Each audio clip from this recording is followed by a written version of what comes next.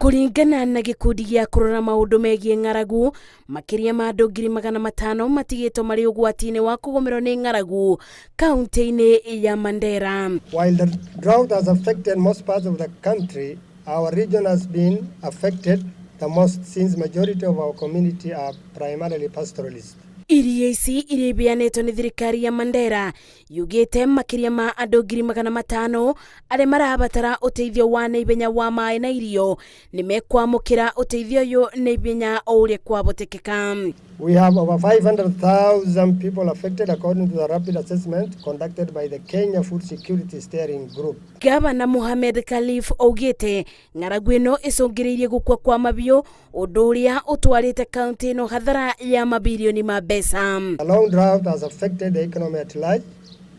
We have lost over 365,000 cattle, 30,000 donkeys, 500,000 shots and 160,000 camels.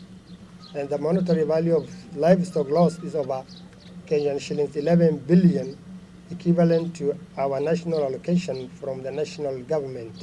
Ng'aragu ĩrĩa ĩrathiĩ na mbere gwakĩrĩria icũngĩrĩirie gĩcunjĩ kĩnene kĩa arutwo kwaga gũthiĩ thukuru, kuona aingĩ matigagwo mũciĩ rĩrĩa aciari mathiĩ kwetha gĩa kũrĩa. Ngĩribotera Inooro TV, njĩtagwo Masi wa Ndia wa Mũrĩithi.